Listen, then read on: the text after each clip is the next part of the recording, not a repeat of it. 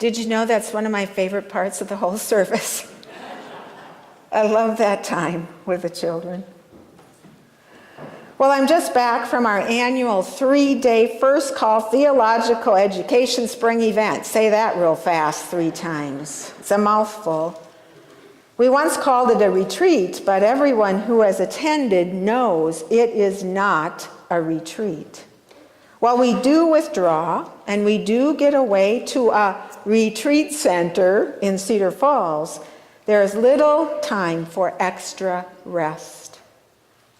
We met for multiple sessions throughout the day, beginning with morning prayer at 8:30 a.m. and ending with evening prayer at 8 or 9 p.m. It is a good way to begin and end the day, to bookend the day with prayer.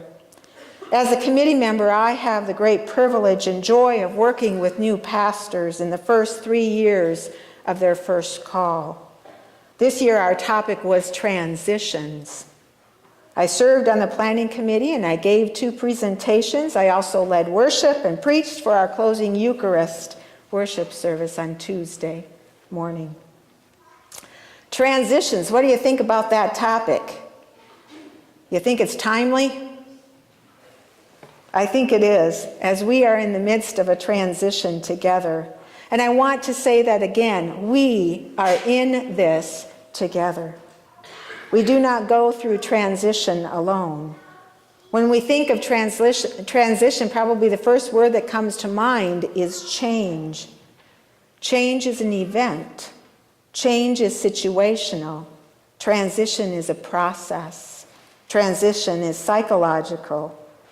Change is part of transition.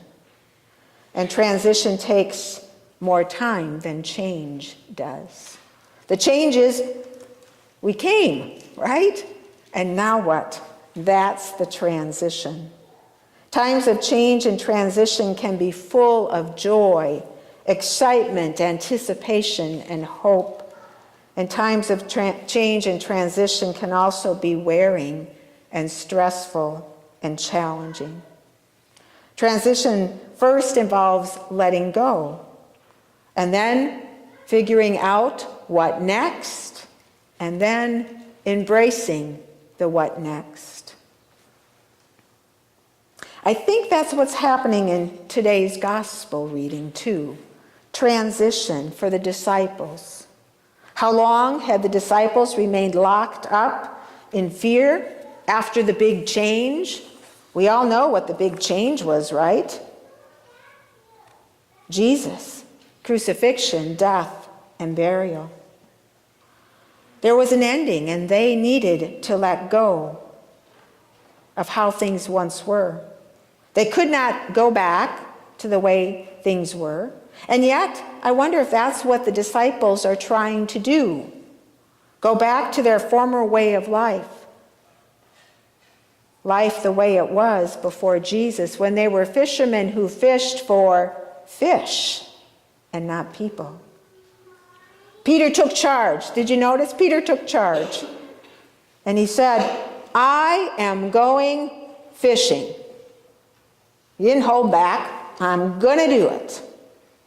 Well, I wonder when he said that, was he also giving an invitation?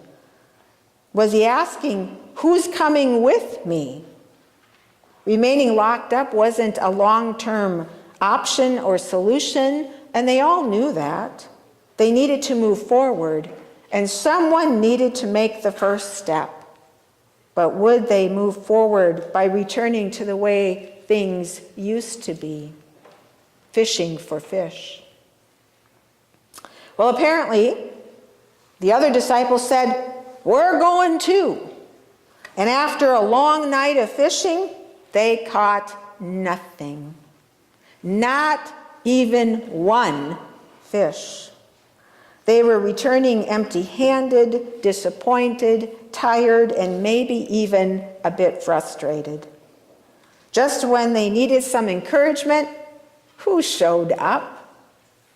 Jesus did. Have you ever noticed? Jesus has a way of doing that for us. He shows up when we need encouragement. Do we recognize him? The disciples didn't know it was Jesus, not at first anyway. And we might wonder, well, how could they not know, right? How could they not know it was Jesus? Would we recognize someone on the other end of a football field 100 yards away at daybreak when the sun was just beginning to come up? And the disciples, well, they were probably sleepy too, on top of it. So they didn't recognize Jesus by sight. But then Jesus spoke to them. Well, surely they would recognize his voice, right? He spoke lovingly to them, calling them children and telling them, don't give up. Let down your nets on the right side of the boat. And even though they didn't recognize his voice, they did what he said. I think that's a miracle in and of itself. They listened. So my question, again, I have lots of questions this morning. Are we listening? And what is it that Jesus is telling us to do? And will we do it? Well, we know that the disciples caught a net full of fish, 153 fish. Don't you think that's a rather odd number? And why does the Bible even include that number? Well, there's many theories, and I'm not going to share them with you, but I think what happens is we get caught up in the theories rather than the fact. The fact that they caught nothing all night, but when they listened to Jesus, they caught a net full of fish. When they followed Jesus, something amazing, most amazing, happened.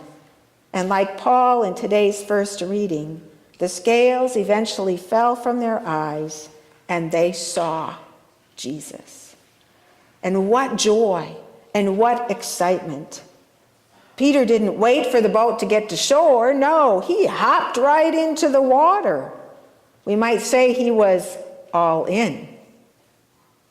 Are we? Are we all in this together?